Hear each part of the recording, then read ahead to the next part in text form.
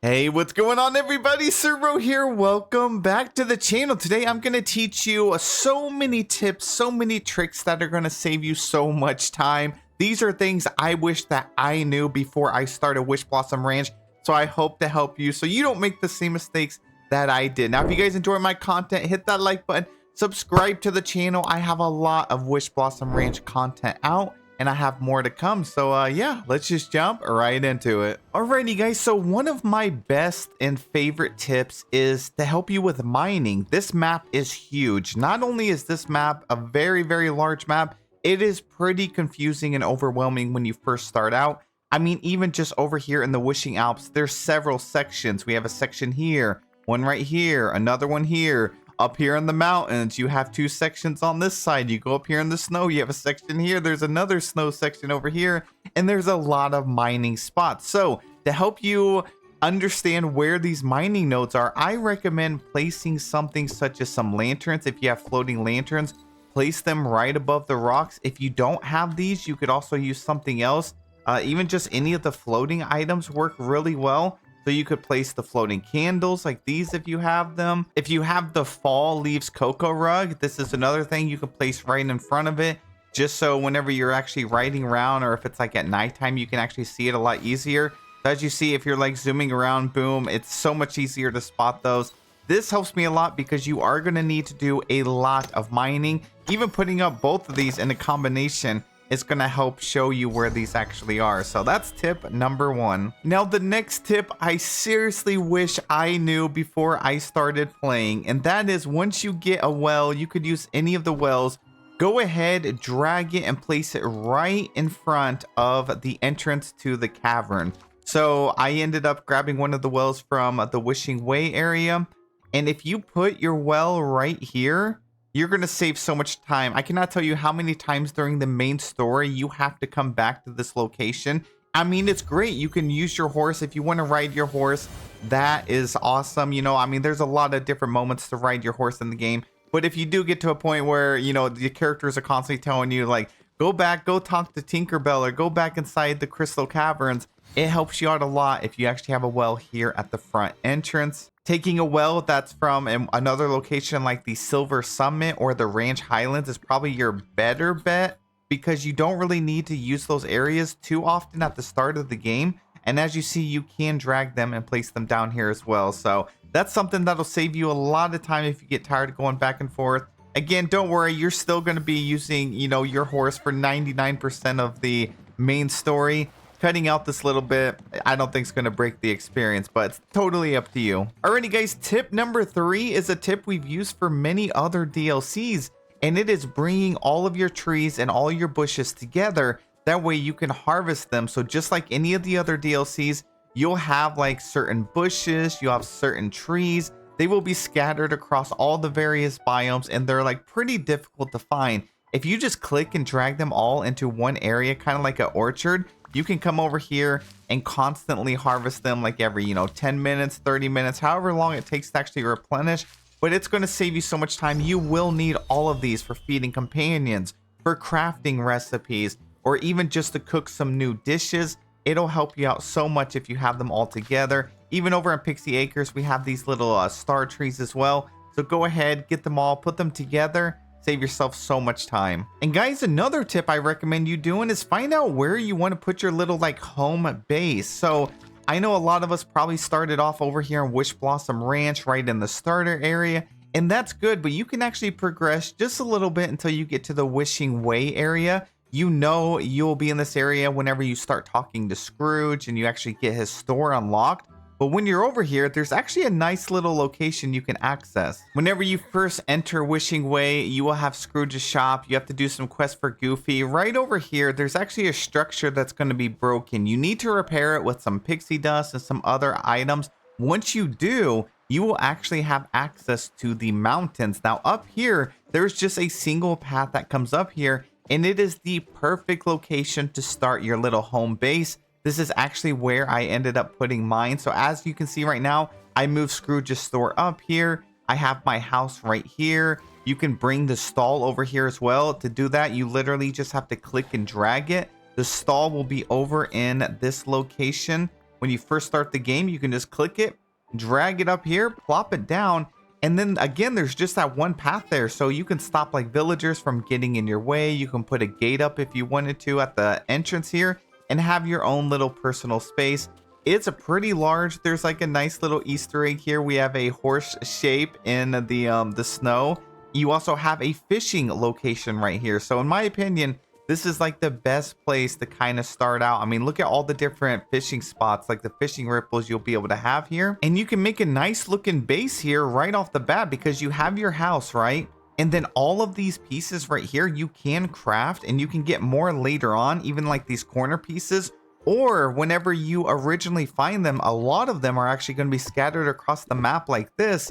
You can just go over there, put them in your inventory, and then have access to them and then kind of set it up like this. It won't even take you very long at all just to put them together. These pieces fuse together very, very nicely, and you can just frame it up like this. And I think you'll have a better playing experience when you have something kind of mapped out like this. You have your stall here, Scrooge's shop, you have your house. You can even move Chez Remy up here, and then you have a nice open space right here. You can also move one of the wells over here. Don't forget, you can change the skin for the well. And then you can start decorating. It's kind of like a spot where it's pretty large, but it's not too large or overwhelming. So I think this is probably the best spot over here in Delver Dale to start your adventure. Now guys, this kind of brings us to our next tip. You are going to have to progress into the main story, but after a while, you will have access to Moana's boat, Beast's greenhouse, and also Kristoff's stall and Tiana's stall. This stuff is very, very important. To see if you have access to it, you'll have to go to your house right here, and then you just want to scroll all the way down, and as you see, some of them are unlocked. I have the tea stall here. I have the Wishblossom Ranch garden. This would be really great to place down as well. And why these are so important is because you are going to need a lot of the stuff that is here on this map to craft things. So right now I can collect 20 different fish. We got the satin fish, red alpine bass, measuring tape snail. All of this is going to be very useful to you. Same over here at Beast's flower stall. You actually will have access to flowers from all the different biomes. We got the green silk flowers, the pink ones over here in the Wishing Alps. You have the lilies over in Pixie Acres. So the sooner you get this stuff placed down and the sooner you keep collecting them, I promise you, you're going to save yourself so much time.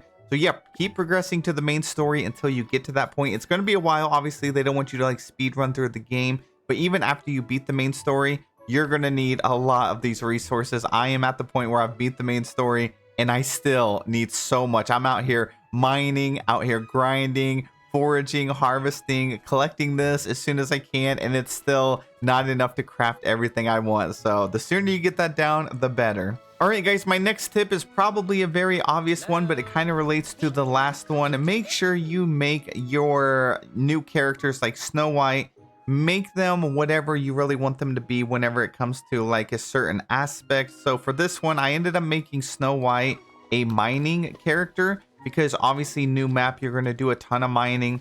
If you have potions, elixirs, definitely put those on. And don't forget to utilize your companions and their buffs. So if I'm going to go out and do some mining, some of the raccoons are really good if you have like the cozy edition version. So I like to use anger and disgust. They both give me some extra gems. You also have some of like the baby dragons. The teal baby dragon will give you extra ore. The whimsical companions here, as you see, they will give you some extra gems as well. So the combination of the elixir, having, you know, Snow White as a mining buddy, and the companions, you're going to end up getting so many more resources. One of them is this pixie dust that you're seeing here. You're going to need a lot of pixie dust. So as you see, I'm getting so much stuff here just from one node. And then I'm going to go to the other one. This area that I told you guys was a great base location. There's multiple mining nodes up here as well. So you can go ahead and start mining these rocks as well every single day. Every time you're up here, if you're crafting or just decorating or learning the game, you can keep collecting all of the stuff. Alrighty guys, for my next tip, if you have access to ancient machines, you want to use this because these biomes are pretty big. They're really difficult to navigate, and being able to just come over here and hit select all and then collect, it's going to help you a lot. And there is like a specific spot you want to place them to. So For example, we are over here. We're at Runaway River, right? This is one of the first areas you go to when you enter Glamour Gulch. This ancient vacuum covers this whole area right here. It doesn't reach over here, doesn't reach up here, doesn't reach over here, right? So it covers this whole area. But as you've seen, I only had a couple things pop up, and that's because a lot of these items actually are spawning in the caves. I think it's a bug, but as you see, here is most of my stuff. So what I like to do is take your well, and then in the biomes that have these caves, go ahead and place your well near the cave, and then your ancient machine over here. That way, whenever you're teleporting like around, you're teleporting to the different biomes. As soon as you land, you can go over here. You can access your ancient machine to get everything that's in this larger area. And then you can just run over here, and then you can collect this stuff. You could put another ancient machine in here if you got the funds. You got a lot of ancient machines on you. You could do that, or you could just run in here and collect them all like this. Grab the last one, and then you can go and teleport to the next location. This area I'm teleporting to now doesn't have a cave. So when I access it, as you see, I have a lot of other things. It's kind of blurred out right now because the game is kind of bugged right now. But you can still collect everything. So then I can collect this. And then if I come over here to Paisley Park, it's a large area. I have the same issue on this side. So what I did was I put my well here. I got my ancient vacuum. We're going to go ahead and collect all that. And then I'm just going to run inside the cave and see if there's anything in here. There's some button mushrooms right here and nothing else this time. And then I would move on and go to the next area. So yeah, putting your stuff right by the cave is going to be very helpful, save you lots and lots of time. And moving on to the next tip, since we are here, if you didn't know, the ancient gardening things, like these things right here, are great for getting resources too. You can spend 350 mist if you have the extra. You can hit dig, and it's going to give you all these new resources instead of manually going over here and digging. So you could do that. You could place another one down or move that last one. Pick this up, and what you're going to do is you're going to get a lot of this soil. You are going to need this soil right here called beady soil. And then if you take it over here into like another biome, you can do the same thing. So go over here to Sunday Shores. This is over in Pixie Acres. And what I would do here is I would also go ahead, grab an ancient gardener. And then I can do this. We can dig. And I'm going to get the exclusive item over here, which is these acorns. Again, you're going to need these for crafting. So we're going to pick up all of these. And all it is like exchanging some mist to be able to do this stuff faster. Otherwise, you're going to have to sit here and just dig. And if you don't have an elixir, you are not going to get too many acorns. So we have 2 already. I'm going to keep digging. We got some more there. Getting soil. You're also going to be burning through your stamina and your food. Sometimes you get lucky with acorns. Sometimes you could go a very, very long stretch. Look, I'm still not getting any acorns at all. But when I use my ancient gardening device, I ended up getting a lot. So that's something you could think about as well. Alrighty guys, so let's talk about the final tip, and it revolves around your horse. So the horses are going to be like the time gate for the main story. You're eventually going to get to a point where you are going to have to level up like Maximus to like level 3, Con to like level 5, or 4, Con to 4, and then Pegasus to level 5. And they take a very, very long time to level up. So one thing that you can do, of course, is to feed them every single day. This is like the most important way. It's the way the developers want us to actually level up our horses. As you see, I got quite a bit of experience by feeding them just one of their favorite things. And then, of course, you have petting and brushing them. Do this once a day and you're good, right? Well, that's all you can do is just do it once a day. So there is a better method that's currently in the game. This could end up getting patched in the future. But there is a better way to level them up. That way you can get it done today rather than getting time gated. For this, you just want to go up to a floating island. It can be any of the floating islands that you want. And then what you want to do is put a fence. Not all fences and objects work the same, but I like to use the wrought iron fence, and you just kind of put it in any of the corner in the floating islands here. I like to just set it up like this. I've seen other people use bushes as well.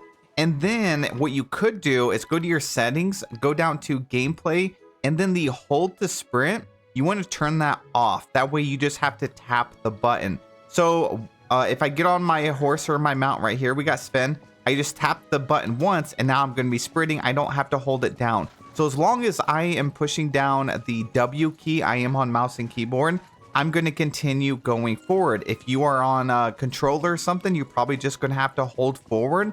So you could just run them into a fence like this. As long as you actually see the experience pop up, you will be able to get experience. Now, it's still going to take a while. You're going to have to take like 10 minutes per level. Sometimes some of the later levels, like level 8 to 9 or 9 to 10, can take up to 40 minutes. So why I recommend putting that setting on is because you just have to have your finger on one key during this. And I don't recommend you sit here and hold the button down for 30 minutes. You could just put something on it. You could also rubber band your controller, the joystick forward. And this is the method a lot of players are using to actually level up a lot faster.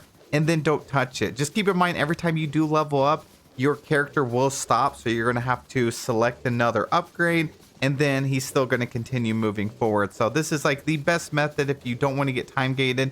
You could do something like this, AFK farm some XP. But if this ever does get patched, you're going to have to just go back to making sure you feed them every single day. It's going to take a while. And then I guess you could manually maybe run around and like hop over a bunch of stuff, which would take a very long time as well. It's up to you. It's your game.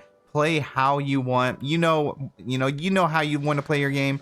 And you also know how much time you have when you have some extra time. So something like that could help you bypass that so you can get back into the adventure and get back to enjoying the game. But that is it for the video. Thank you guys so much for taking the time to watch. I hope this video helped you out a lot. If it did, help me out by hitting that like button, subscribing, and I'll see you in the next one.